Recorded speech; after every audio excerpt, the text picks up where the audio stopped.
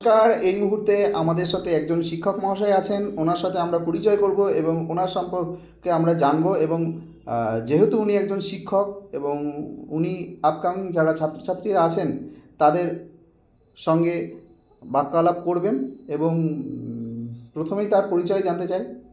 Sir, আপনার পরিচয়। নমস্কার, আমার নাম সৌরভ সরকার। আমি বর্তমানে শরৎনগর সার্কেলে একটি প্রাথমিক বিদ্যালয়ে শিক্ষকতা করছি। আর গঙ্গাচিতে আমার বাড়ি।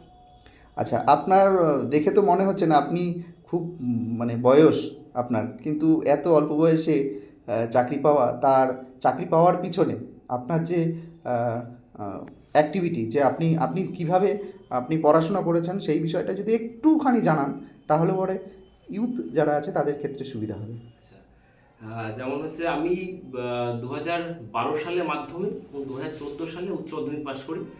এবং আমি তখন থেকে ইচ্ছা ছিল, মানে আমার বন্ধু-বান্ধবরা ভিতরে আমি সেই ইচ্ছাটা দেখিনি। কিন্তু আমি নিজের ভিতরে ইচ্ছা ছিল যে আমি একটা চাকরি করব। যে আমি যদি এখন থেকেই পড়ি, সেই 2014 সালে থেকেই আমার সেই প্রচেষ্টাটা ছিল। আর মানে আমি মানে চেয়েছি যে এই সময়টাকে নষ্ট না করে সময়টা যাতে কিছু না কিছু কোর্স এবং পড়ার মাধ্যমে, কম্পিটিটিভ পড়ার মাধ্যমে নিজেকে তুলে ধরা যায়। তো সেই সময় আমি টেট দিই। তো সেই সময় টেট পাস করি। পরবর্তীতে আমি সেই সময়টা কোনো না কোনোভাবে বা সামহাও কোনো প্রবলেমের জন্য আমি সেই সময়টা উত্তীর্ণ হতে পারিনি। কিন্তু ততক্ষণে আমি পলিটেকনিক নিয়ে, অলরেডি মেকানিক্যাল নিয়ে পড়াশোনা করেছি। পরবর্তীকালে যেহেতু টেট পাস করলে একটা ট্রেনিং না হলে পরবর্তীকালে সেই টেটের আর সার্টিফিকেটের আর দাম থাকে না, যেহেতু একবার টেট পাস করলে লাইফ টাইমটার ভ্যালিডিটি থাকে। তো আমি ট্রেনিং করি এবং পরবর্তীতে 2022-এর যে ট্রেনিং রিক্রুটমেন্ট যেটা হয় তার তে আমি অংশগ্রহণ করি এবং যথাযথভাবে উত্তীর্ণ হই। আমি বর্তমানে এখন শিক্ষক হিসাবে সমাজের বাচ্চাদের আমি পড়াই। তাদেরকে উন্নত থেকে উন্নততর জীবন শিক্ষা যাতে পায়, তারা তাদের জীবনে বেঁচে থাকতে সুবিধা হয়, আমি আমার বেস্ট তাদেরকে দিই। তো এটাই বলবো যে সময় থাকতে সময়ের কাজটা করে নিতে হবে, নইলে পরবর্তীকালে কিন্তু জীবনটা অনেক পরিশ্রম এবং কষ্টকর হবে। যারা এই মুহূর্তে উচ্চ মাধ্যমিক দিচ্ছেন বা এ ধরনের চিন্তাভাবনা আছেন যে শিক্ষকতা করবেন, ঠিক আছে, তো তাদের জন্য আপনি কি বার্তা দেবেন? এটাই বলবো যে সাধারণত এখন শিক্ষক হতে গেলে দুটো জিনিস লাগে। একটা টেট পাস থাকতে হবে এবং আরেকটা অবশ্যই ট্রেনিং থাকতে হবে। তার জন্য ট্রেনিংটা বলতে কি ট্রেনিং ট্রেনিং? বলতে চাইছি বিএড অথবা ডিএলএড। আচ্ছা। ডিএলএড করা যায় সাধারণত এইচএস পাশে এবং বিএড করা যায় সাধারণত গ্র্যাজুয়েশন। এর জন্য কোনো পার্সেন্টেজের বিষয় আছে?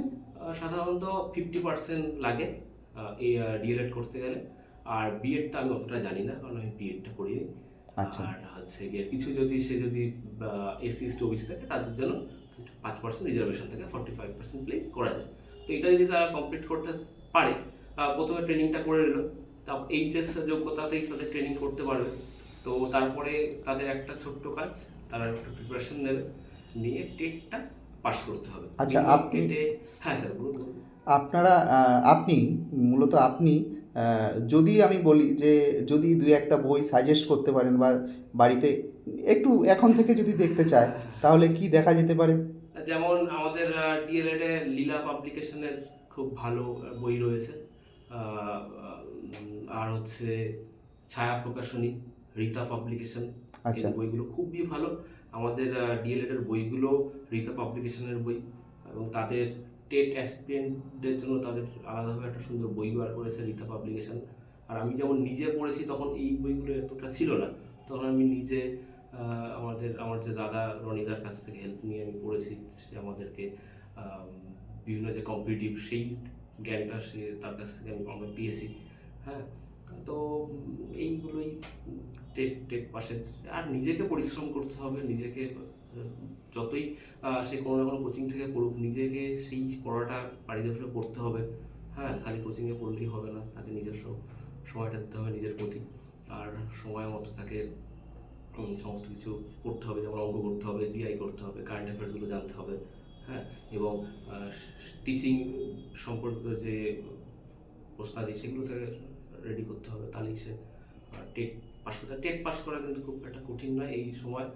আর সময় মতো পড়লে, অনুশীলন করলে বাড়িতে, তথাপি টেট পাস করা যায়। আচ্ছা, আর যদি এই ভিডিওর মাধ্যমে যদি আপনার সাথে যোগাযোগ করতে চায় কেউ, যদি মনে করে যে আপনার কাছ থেকে কোনো সরাসরি ডিটেলসে কিছু জানতে চায়, বা আপনি যদি শিক্ষকতা হিসাবে যদি সহযোগিতা করতে চান, তো সেই ক্ষেত্রে আপনি আমাদেরকে সহায়তা করবেন? হ্যাঁ, হ্যাঁ, নিশ্চয়ই, নিশ্চয়ই, নিশ্চয়ই। যদি আমার উপকারে, আমার দেওয়া কোনো তথ্যে কারোর উপকার হয়, তাহলে তো আমি খুশি হব প্রচণ্ড যে আমি কাউকে উপকার করতে পেরেছি। এতে কোনো অসুবিধা নেই।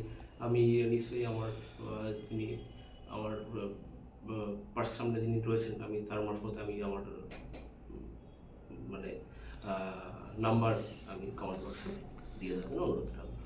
অনেক অনেক অনেক ধন্যবাদ মাননীয় শিক্ষক মহাশয়কে, উনি মূল্যবান সময় দেওয়ার জন্য এবং নতুন ছেলে মেয়েদেরকে এনকারেজ করার জন্য অনেক অনেক ধন্যবাদ। আবারও দেখা হবে কোনো একটা নতুন ভিডিওতে।